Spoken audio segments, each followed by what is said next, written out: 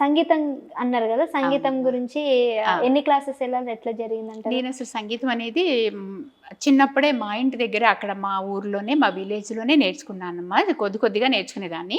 ఇక మ్యారేజ్ అయ్యి హైదరాబాద్ వచ్చిన తర్వాత నేను ఇంకా కొంతమంది దగ్గర నేర్చుకోవటం జరిగింది హైదరాబాద్లో. కానీ ఇంకా తెనాలి వెళ్ళినప్పుడు కూడా నేను అప్పుడప్పుడు వెళ్తూ ఉండేదాన్ని కదా. తెనాల్లో కూడా మా గురువు గారులు ఉన్నారు, కొద్ది రోజులు అట్లా ఉండి అట్లా నేర్చుకునే రోజులు కూడా ఉన్నాయి. తర్వాత ఇక్కడ హైదరాబాద్ వచ్చిన తర్వాత ఎక్కువ నేర్చుకున్నాను. మేము ఉండే క్వార్టర్స్లోనే ఏజిస్ట్ స్టాఫ్ క్వార్టర్స్ అని అక్కడ ఉండేవన్నమాట. సో ఓరుగంటి లీలావతి గారని వారి దగ్గర చాలా నేర్చుకున్నాను నేను. అంటే ఇప్పుడు పెద్దవారు వారు కూడా ఏజిస్ ఆఫీస్లో పనిచేసేవారు అనమాట. సో అలా నేర్చుకొని కొన్నాళ్ళ పాటు అలా నేర్చుకున్న తర్వాత ఇంకా నా సొంతగా నేను క్యాసెట్స్ అప్పుడు అవి కొనుక్కొని నా సొంతగా నేను డెవలప్ అవ్వడము, సొంతగా నేర్చుకోవడము. అంటే ప్రతిసారి కుదిరేది కాదు, పిల్లలు గ్రోయింగ్ ఏజ్ కదా, వాళ్ళు నేను బయటికి ప్రతిదానికి అలా కుదిరేది కాదు నాకు నేర్చుకోవడానికని. కొంత నా సెల్ఫ్ తోటి నా ఇంట్రెస్ట్ తోటి అట్లా నేర్చుకునేదాన్ని అనమాట. అయితే ఇప్పుడు నేను అడుగుతాను తప్పకుండా, మీరు కాదు లేదు నువ్వు అనే వర్డ్ ఉంది కాబట్టి ఇప్పుడు మా కోసం పాట పాడాలి. తప్పకుండా. నాకేంటంటే సినిమా పాటలు కానీ, దేవుడి పాటలు కానీ, అన్నమాచార్య కీర్తనలు కానీ నేర్చుకోవడం చాలా సరదా. క్యాసెట్స్ విని అలా చాలా మట్టుకి నేను నేర్చుకున్నాను. ప్లస్ సంగీతం కూడా బేసిక్స్ కూడా చాలా నేర్చుకున్నాను నేను. మీకు ఇష్టమైన పాట, మీకు బాగా పేరు తెచ్చిన పాట ఉంటుంది కదా, అది మా కేటీవీ కోసం. ఓకే, తప్పకుండా.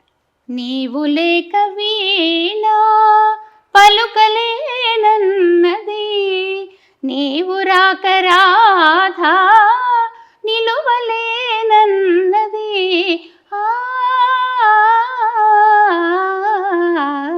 నీవు లేక వీణా జాజి పోలు నీకై రోజు రోజు పోచి చూచి చూచి పాపం సొమ్మసిల్లిపోయే, చందమామ నీకై తొంగి తొంగి చూచే, చందమామ నీకై తొంగి తొంగి చూచి, సరసను లేవని అలుకలు బోయే, నీవు లేక వీణా పలుకలేనన్నది, నీవు రాక రాధా నిలువలేనన్నది,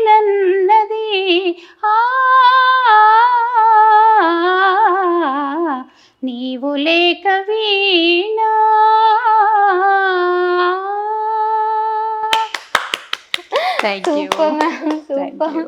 అసలు అప్పటి నుంచి ఇప్పటి వరకు ఆ లిరిక్ కానీ, ఆ వాయిస్ కానీ, ఆ శృతి అదంతా అంటే నాకు తెలియదు ఏ వర్డ్స్ వాడాలో, అవన్నీ అసలు ఇంకా ఉన్నాయంటే చాలా గ్రేట్. అంటే ఎన్నాళ్ళు చేశారు ఇదంతా? అంటే 2-3 సంవత్సరాలు బేసిక్స్ అన్ని నేర్చుకున్నాను. తర్వాత ఏంటంటే నేను రోజు ఒక అరగంట కానీ 35 గంట కానీ ఖచ్చితంగా పాడుకుంటాను. ఇప్పటికి కూడా టైం లేకపోయినా సరే కల్పించుకుని నైట్ పడుకోబోయేటప్పుడైనా సరే ఖచ్చితంగా పడుకుంటాను. అందు గురించి ఇంకా ఇప్పటికి కూడా ఆ వాయిస్, బేస్ వాయిస్, ఆ లయ శృతి తప్పకుండా పాడారంటే దానికి కారణం ఆ ప్రాక్టీస్. చాలా బాగా. ఇప్పుడు దేవుడు కీర్తనలు అవి కూడా చేశారండి? అన్నమాచార్య కీర్తనలు కూడా, అంటే ఇప్పుడు పెద్దవారు పాడింది విని నేను చాలా క్యాసెట్స్ నుంచే ఎక్కువ నేర్చుకున్నాను. అన్నమాచార్య కీర్తనలు అయితే క్యాసెట్స్ నుంచి నేర్చుకున్నాను అనమాట. అయితే ఇప్పుడు ఏమంటారు, రవీంద్ర భారతిలో కానీ, చిక్కడపల్లి త్యాగరాజ ప్రోగ్రామ్స్ కూడా ఇచ్చాను. ఎన్ని ఇచ్చుంటారండి ఇవన్నీ? దాదాపు ఒక 15-20 సార్లు, దాదాపు ఒక సంవత్సరం పాటు వెళ్ళానమ్మా ప్రోగ్రామ్స్ చేయడానికి. ఆ తర్వాత కొంచెం కరోనా వచ్చింది కదా, కరోనాలో నాకు కూడా కొంచెం భయం వేసింది. అంటే పిల్లలు చిన్న పెద్ద అయినా కూడా కరోనా అంటే అది కొంచెం భయమే కదా. సో దాంతో కొద్దిగా ఆపేయాల్సి వచ్చింది. ఇంకా తర్వాత కొంచెం ఇప్పుడు టైం కూడా కొంచెం అంత కుదరట్లేదు. దాంతో మేము కూడా కొంచెం దూరం వెళ్ళిపోయాం. వేరే సంగీతం క్లాసెస్ నేర్పించారా పిల్లలకి? కొంతమందికి నేర్పించాను. ఇప్పుడు కూడా అన్నమాచార్య కీర్తనలు నేర్పించమని ఇప్పుడు కూడా వస్తుంటారు, ఇప్పుడు కూడా నేర్పిస్తున్నాను. అవునా? ఓకే. ఇప్పుడు కూడా అంటే మా కోసం మీకు నచ్చిన ఏదైనా అన్నమాచార్య కీర్తన. అంతయు నీవే హరి పుండరీకాక్ష, చెంత నాకు నీవే శ్రీ రఘురామా, అంతయు నీవే హరి పుండరీకాక్ష,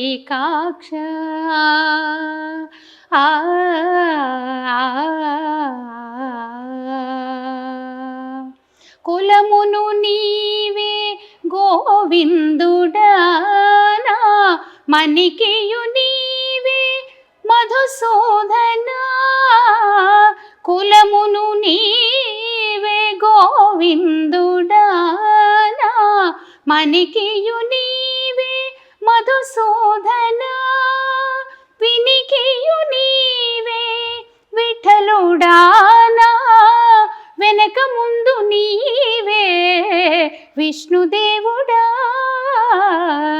అంతయు నీవే హరి పుండరీకాక్ష.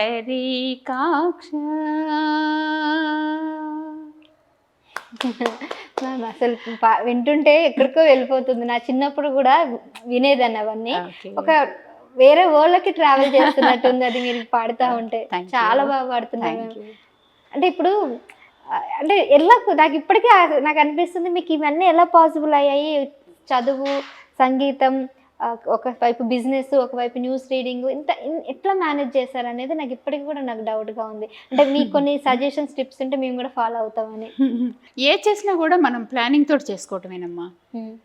ప్లానింగ్ రేపొద్దున ఏం కూర చేయాలి, రేపు మధ్యాహ్నం ఏం కూర చేయాలి, రేపు సాయంత్రం ఏం చేయాలి అన్న దానికి కూడా ముందు రోజు నుంచే నేను ప్లాన్ చేసుకుంటూ ఉంటాను. అంటే దట్ మీన్స్ కూరలనే కాదు, ఈ రోజు ఏం చేయాలి, రేపేం చేయాలి అన్న దానికి కంప్లీట్ ప్లానింగ్లో ఉంటాను నేను ఎప్పుడు. టైం మేనేజ్మెంట్ అనేది ఇంపార్టెంట్, చాలా ఇంపార్టెంట్. మరి వంట కూడా మనమే చేయాలి కదా. అప్పట్లో నేను కూడా అంటే వంట వాళ్ళు అది అట్లా ఉండేవారు, కానీ ఇప్పుడు ఎంతైనా కొంచెము ఆయిల్స్ ఎక్కువ వాడకుండా కొంచెం జాగ్రత్తగా పాటిస్తేనే ఆరోగ్యాలు కూడా బాగుంటాయి అన్న ఉద్దేశంతో అంటే కంపల్సరీగా ప్లానింగ్ తోటి ఉంటే ఏదన్నా కానీ వంట దగ్గర నుంచి మన జీవితాన్ని తీర్చిదిద్దుకోవటం దగ్గర నుంచి చదువుల దగ్గర నుంచి ప్లానింగ్ ఉంటేనే చాలా సక్సెస్ అవ్వగలము. అది నేను సక్సెస్ అవ్వడానికి ఖచ్చితంగా ముందు ఒక ప్లానింగ్ రాసుకోవాలి, అది రాసుకున్న దాని ప్రకారం చేసుకోవాలి ఖచ్చితంగా. సో ఇంకా మీకు ఏమైనా మిగిలిపోయా కొన్ని అసంతృప్తిగా అన్ని చేసుకుంటూ వచ్చారు, ఫలానా చేయలేదు, ఇది చేస్తే బాగుండు, అట్లా ఏమైనా ఉన్నాయా మీ లైఫ్? ఖచ్చితంగా ఉందమ్మా, నాకు కరెక్ట్గా అడిగావు. నాకు ఎంఏ మ్యూజిక్ చేయాలని ఉండేది, నాకు అది అప్పటికి ఇప్పటికీ ఎందుకో సాధ్యపడట్లేదు నాకు. మరి ఇంకా ముందు దానికి ఏజ్ లిమిట్ ఏమి ఉండదు, చేయొచ్చు కదా? చేయొచ్చు, బట్ అక్కడికి వెళ్ళి నేర్చుకోవాలనేది నా ఇంటెన్షన్. కాలేజెస్కి యూనివర్సిటీస్కి అలా వెళ్ళి నేర్చుకోవాలని నా ఇంటెన్షన్ ఉండేది. అది సాధ్యపడట్లేదు ఇప్పుడు. కొంత వయసు రీత్యా కావచ్చు, కొంత పరిస్థితులు కావచ్చు, కుటుంబ పరిస్థితులు, బాధ్యతలు ఇవన్నీ ఉంటాయి కాబట్టి అవన్నీ నిజమే. అది ఎందుకంటే మీరు అన్నట్టు ఎక్కువ బాధ్యతలు ఉన్నప్పుడు మన కోసం టైం కేటాయించలేము, కొన్నిసార్లు కేటాయించలేకపోతున్నాము. ఉమ్మడి కుటుంబం మాది కూడా. దాదాపు మా పెద్ద అబ్బాయి మాతోటే ఉంటాడు, చిన్న అబ్బాయి వచ్చేసి అమెరికాలో ఉంటాడు. కానీ పెద్ద అబ్బాయి వాళ్ళ పిల్లలు అందరూ అందరం కలిసే ఉంటాము. ఇప్పుడు అందరూ కలిసే ఉంటారు? కలిసే, ఇప్పుడు అందరూ ఉమ్మడి కుటుంబం అన్నమాట. హైదరాబాద్ లో సెటిల్ అయ్యారండి? హైదరాబాద్ లోనే. Okay, right ma'am. యాక్చువల్గా మీరు త్వరలోనే ఎంఏ మ్యూజిక్ కూడా చేయాలని కోరుకుంటున్నాం. ఇంకా ఏమైనా ఉన్నాయి మ్యామ్? ఆల్మోస్ట్ మీరు చాలా వరకు అయితే అన్నీ ఎక్స్పీరియన్స్ అయ్యారు, చిన్న వయసులోనే ఎన్నో చూసారు. సో ఇంకా కొన్ని చూడాలి, ఇంకా కొన్ని చేయాలి, ఏమైనా ఉన్నాయా అండి? అప్పుడప్పుడు అనుకుంటూ ఉంటాను ఏంటంటే ఈ మ్యూజికల్ పరంగా ఒక ఇన్స్టిట్యూట్ లాగా పెట్టాలని నాకు ఉందమ్మా కోరిక అయితే. మరి ఫ్యూచర్లో భగవంతుడు దయ వల్ల అది పెట్టగలిగితే నాకు సంతోషం. చూద్దాం ఎట్లా ఇన్స్టిట్యూట్ పెట్టాలని నా ఆశ. మీరు ఇంకా సేవా కార్యక్రమాలు కూడా చేస్తారని విన్నాను.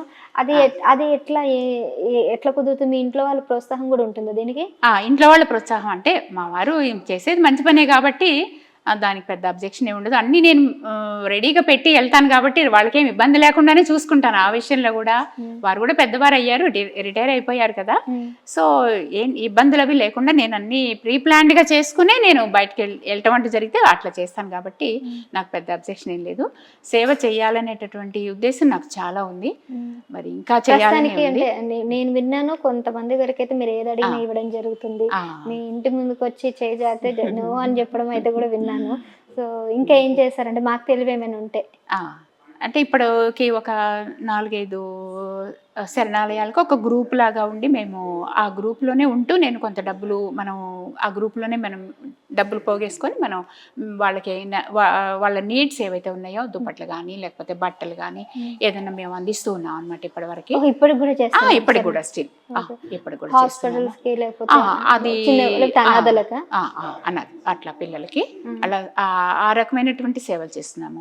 అయితే ఈ మధ్యకాలంలో ఒకటి ఏంటంటే ఎక్కువ మట్టుకి మేము చేయలేకపోతున్న ప్రాబ్లం ఏంటంటే కొంచెం బయటికి వెళ్ళాలి అంటే ట్రాఫిక్ ఒకటి పెరిగిపోయి చాలా టైం పట్టేస్తుందమ్మా ప్రతిదానికి కూడా. మళ్ళీ ఇంటికి వచ్చేటప్పుడు కొంచెం అలసిపోవడము అలాంటివి అంటే కొంత తగ్గించుకోవాల్సిన పరిస్థితి వచ్చిందనమాట. సో అలా ఎప్పుడైనా ఫ్యూచర్లో ఇంకా చేయాలనే ఉంటుంది భగవంతుడి దయ వల్ల, అలా చేయాలని నేను అనుకుంటున్నాను. తప్పకుండా మేడం, మీరు ఏదైతే అనుకుంటున్నారో అవన్నీ కూడా ఖచ్చితంగా నెరవేరాలని నేను కూడా మనస్ఫూర్తిగా కోరుకుంటున్నాను. డెఫినెట్గా మీ ద్వారా ఎంతో మంది మ్యూజిక్ నేర్చుకొని మీ పేరు చెప్పుకొని చాలా మంది మంచి సంగీతంలో పేరు సంపాదించాలని కూడా కోరుకుంటున్నాను.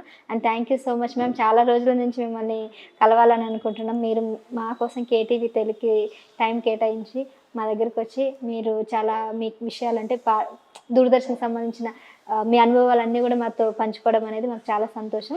సో మళ్ళీ కలుద్దాం మేడం. అలాగే నేను కూడా కేటీవీ వారికి చాలా కృతజ్ఞతలండి. Thank you so much. నన్ను పిలిపించి ఇలా ఇంటర్వ్యూ చేయడము నాకు చాలా సంతోషంగా అనిపిస్తుందండి. Thank you very much. Thank you. Please subscribe to KTV Telugu. KTV Telugu. KTV Telugu. KTV Telugu channel.